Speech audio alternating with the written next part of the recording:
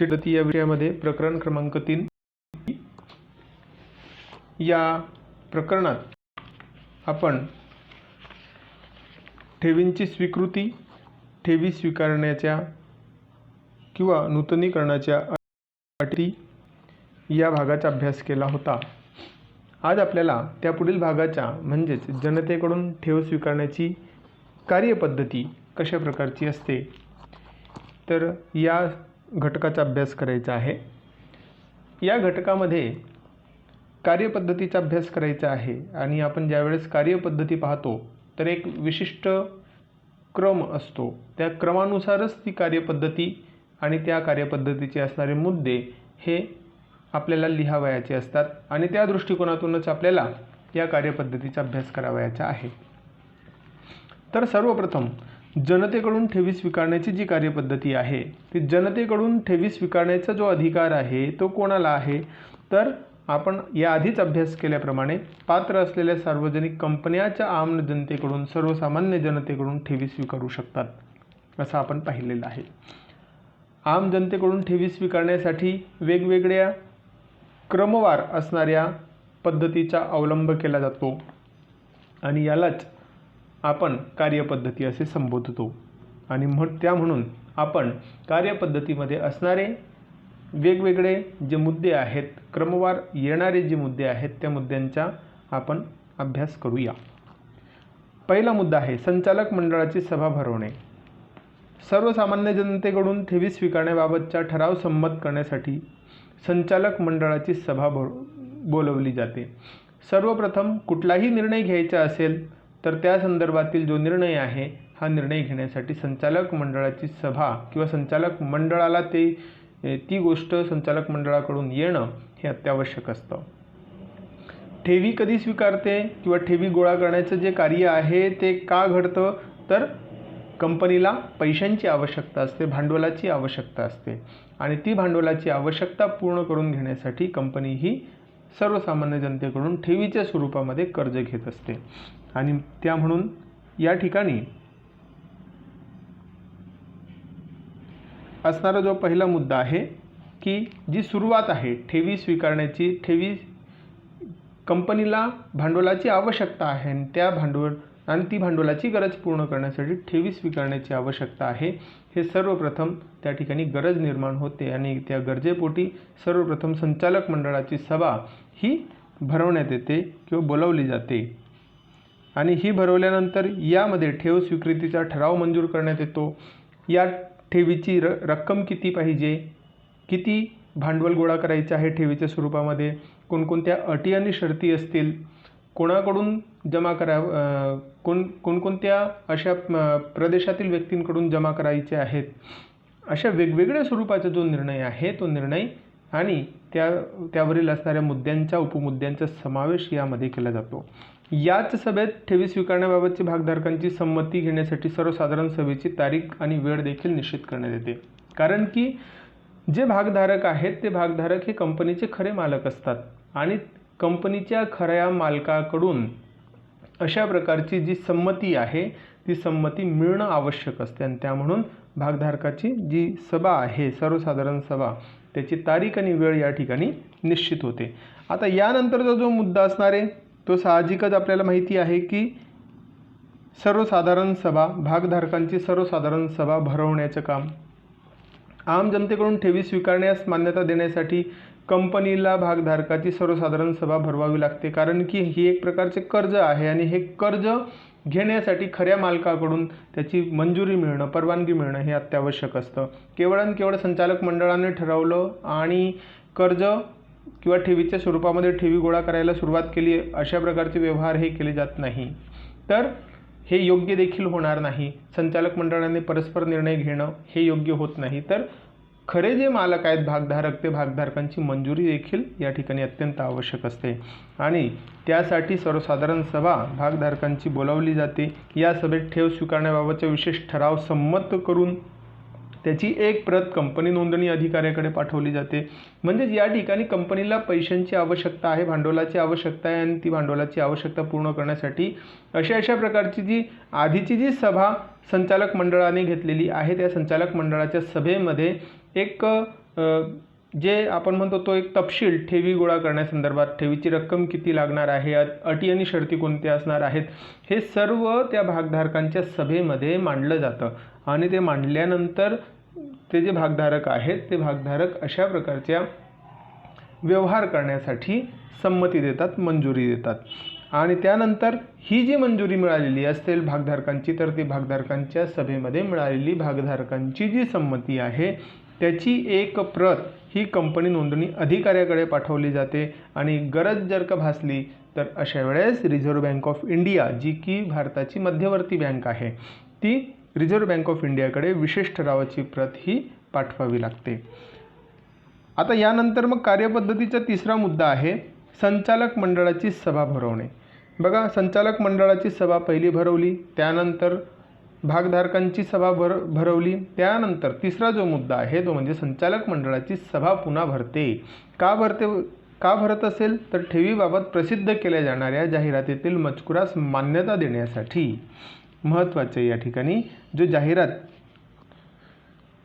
जाहिरात जी देणार आहे त्या जाहिरातीतील मजकुरास मान्यता देण्यासाठी संचालक मंडळाची सभा भरवली जाते. आता जाहिरातीमध्ये जाहिरात देण्यासाठी वेगवेगळ्या स्वरूपाची जी माहिती आहे, डिटेलमध्ये माहिती, ठेवींचे अटी, स्वीकृतीच्या अटी आणि शर्ती कोणकोणत्या आहेत, कशा प्रकारच्या आहेत, व्याज किती दराने देणार आहेत, कधी देणार आहेत, किती मुदतीसाठी देणार आहेत. जसे की आपल्याला माहिती आहे की 6 महिन्यांपासून तर 36 महिन्यांचा कालावधी हा ठेवीच्या स्वीकृतीचा असतो.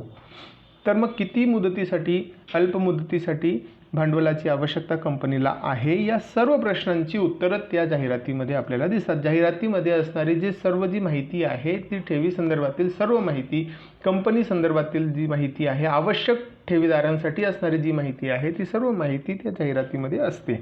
या सभेत कंपनी कायद्यानुसार जाहिरातीत आवश्यक असलेली माहिती समाविष्ट केल्याबाबतची खात्री केली जाते आणि त्यानंतर जाहिरातीतील मजकुरास बहुमताने मान्यता देऊन त्यावर संचालकांच्या स्वाक्षऱ्या देखील होतात. तर थोडक्यात सांगायचं झालं तर कायदेशीर ज्या सर्व बाबी आहेत त्या सर्व बाबी या ठिकाणी पूर्ण होताना दिसतात. चौथं जे आहे ते म्हणजे बँकर्सची नियुक्ती. ठेवीदारांचे अर्ज आणि ठेव रक्कम स्वीकारण्यासाठी कंपनीचे जे बँकर्स आहेत तर त्या बँकर्सची नियुक्ती कंपनी करत असते. आता बँकर्सची नियुक्ती ही सूचीबद्ध बँक मार्फत होत असते. आता सूचीबद्ध बँक, शेड्यूल्ड ज्या बँक्स असतात त्या शेड्यूल्ड बँक सर्व जे नॅशनलाइज बँक आहेत त्या नॅशनलाइज बँकांपैकी 1 किंवा 2 बँकांची अशा प्रकारे नियुक्ती ही केली जात असते आणि म्हणून या ठिकाणी त्या शेड्यूल्ड बँकांमध्ये जे गुंतवणूकदार आहेत ती गुंतवणूकदार ती ठेव ठेवत असतात. पुढचा मुद्दा आहे 5वा, पतमानांकन किंवा पतपात्रता दाखला घेणे.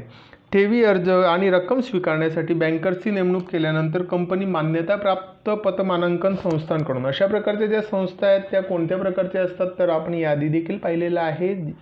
जसे की क्रिसिल आणि केअर ह्या ज्या संस्था आहेत त्या पतमानांकन संस्था आहेत आणि यांच्यामार्फत मिळालेली जी पतमानांकन श्रेणी असते त्या श्रेणीचा उल्लेख हा या ठिकाणी जाहिरातीत करणं आवश्यक असतो.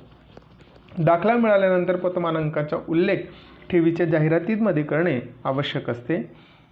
पुढचा जो मुद्दा आहे तो म्हणजे ठेव विश्वस्ताची नियुक्ती किंवा नेमणूक करणे.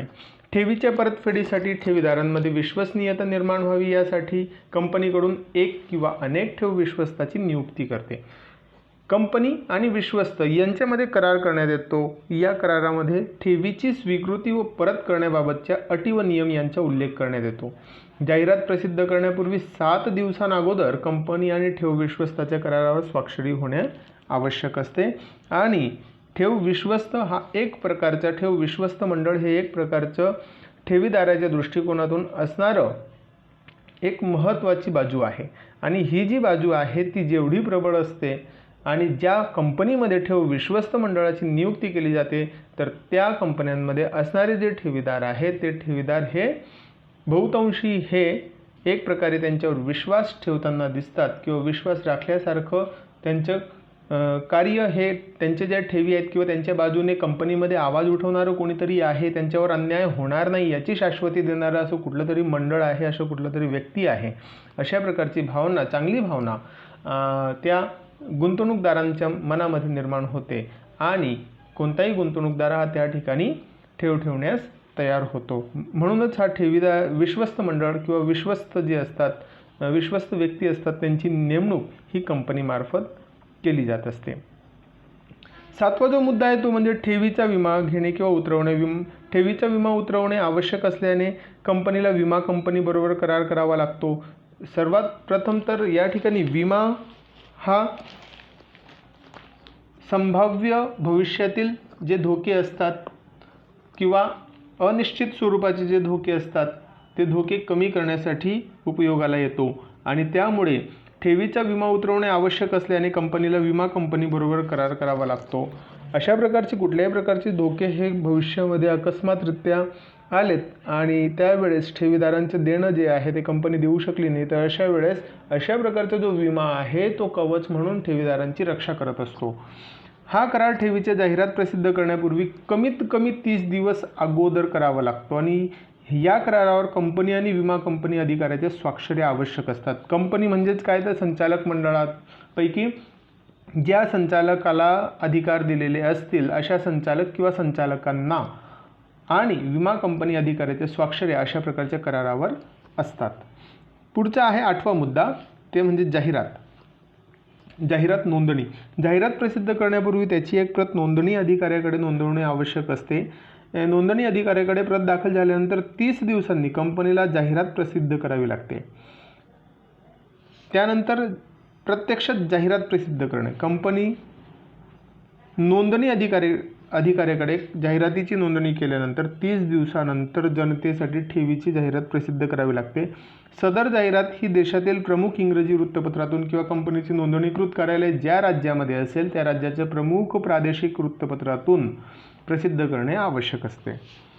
पुढचा मुद्दा आहे तो म्हणजे कंपनी संकेतस्थळावर नोंद। कंपनीच्या संकेतस्थळावर नोंद करणे। कसली नोंद करणे, तर जी वृत्तपत्रातून जाहिरात प्रसिद्ध करण्यात आली आहे त्याचीच जी नोंद आहे ती त्या जाहिरातीची नोंद ही कंपनीच्या वेबसाईटवर किंवा कंपनीच्या संकेतस्थळावर करणं आवश्यक असते। कारण की जे व्यक्ती हे नेहमी किंवा अधिक करून हे इंटरनेटवर सर्फिंग करत असतात, तर अशा प्रकारच्या व्यक्तींना अशा प्रकारची जी जाहिरात आहे ती जाहिरात दिसावी आणि ते कंपनीमध्ये त्यांनी गुंतवणूक करावी, यासाठी अशा प्रकारचे संकेतस्थळावर देखील नोंद करणे आवश्यक असते। पुढचा मुद्दा आहे ठेव अर्ज व रक्कम जमा करणे। कंपनी बँकेला ठेवीदाराचे अर्ज व ठेव रक्कम जमा करण्याची सूचना देते आणि त्या तारखेपासून बँका देखील सूचित जी बँक आहे ती सूचित बँक ही अशा प्रकारची ठेव ही ठेवीदाराकडून जमा करताना दिसत असते, त्याचसोबत अर्ज देखील घेते। पुढचा मुद्दा आहे ठेव पावती देणे।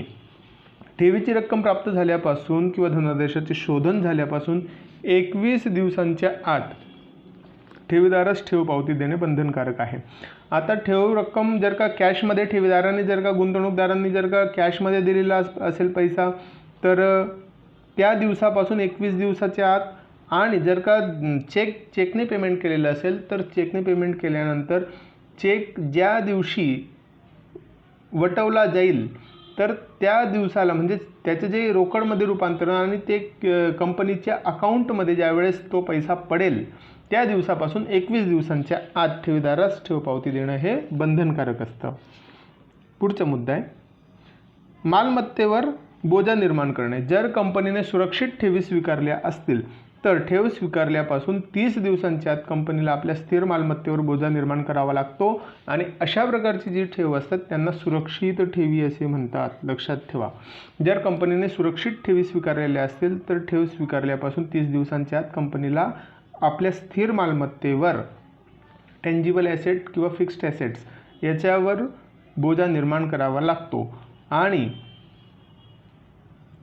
त्यामुळे या ठिकाणी हा एक प्रकारची सुरक्षितता त्या ठेवीदारांना प्राप्त होते। 14वा मुद्दा आहे ठेव रजिस्टरमध्ये नोंदणी करणे। ठेव पावती दिल्यानंतर 7 दिवसांच्या आत चिटणीसाने ठेवीच्या सर्व नोंदी स्वतंत्र ठेव रजिस्टरमध्ये केल्या पाहिजेत आणि सदर नोंदींची तपासणी ही कंपनीच्या अधिकृत अधिकाऱ्याने केली पाहिजे। म्हणजेच या ठिकाणी ठेव पावती दिल्यानंतर 7 दिवसांच्या आत चिटणीसाने ठेवीच्या सर्व नोंदी स्वतंत्र ठेव रजिस्टरमध्ये ठेवल्या पाहिजेत आणि सदरची नोंदीची जी तपासणी आहे ही कंपनीच्या अधिकृत अधिकाऱ्याने केली पाहिजे. म्हणजे अशा प्रकारचे जे डबल चेकिंग जी आहे ती डबल चेकिंग या ठिकाणी संभव होते आणि कुठलाही जो ठेवीदार आहे हा नोंदणीपासून सुटत नाही. पुढचा मुद्दा आहे ठेवीचे विवरणपत्रक. कंपनीने 31 मार्च अखेरच्या ठेवीचे विवरणपत्र तयार करून दरवर्षी 30 जून पूर्वी नोंदणी अधिकाऱ्याकडे सादर करणे गरजेचे असते. आणि या ठिकाणी हे जी नोंदणी आहे ही नोंदणी अधिकाऱ्याकडे सादर केल्यानंतर त्याची जी नोंद आहे त्याची नोंद ही कार्यालयामध्ये देखील एक प्रत स्वरूपामध्ये सांभाळून ठेवणे आवश्यक असते. तर या प्रकारे मित्रांनो आपण जनतेकडून ठेवी स्वीकारण्याची जी कार्यपद्धती आहे कंपनीची ती कशा प्रकारची असते ते स्टेप बाय स्टेप पाहिलं. आपण पुन्हा वन बाय वन हे जे मुद्दे आहेत आपण जे अभ्यास केलेले आहेत त्याचा अभ्यास करूया. जनतेकडून ठेवी स्वीकारण्याची कार्यपद्धती. पात्र असलेल्या सार्वजनिक कंपन्याच आम जनतेकडून ठेवी स्वीकारू शकतात. पहिला मुद्दा संचालक मंडळाची सभा भरवणे. नंबर 2 सर्वसाधारण सभा भरवणे. 3 संचालक मंडळाची सभा भरवणे. 4 बँकर्सची नियुक्ती करणे. 5 पतमानांकन पतपात्रता दाखला घेणे. 6 ठेव विश्वस्ताची नियुक्ती किंवा नेमणूक. 7 ठेवीचा विमा घेणे किंवा उतरवणे. 8 जाहिरात नोंदणी. 9 जाहिरात प्रसिद्ध करणे. 10 कंपनी संकेतस्थळावर नोंद. 11 ठेव अर्ज व रक्कम जमा करणे. 12 ठेव पावती देणे. 13 मालमत्तेवर बोजा निर्माण करणे. 14 ठेव रजिस्टरमध्ये नोंदी करणे. 15 ठेवीचे विवरणपत्र. तर या ठिकाणी आपण हे सर्व मुद्दे पाहिलेले आहेत. तर पुढच्या तासिकेला आपण पुढील भागाचा अभ्यास करूया. धन्यवाद.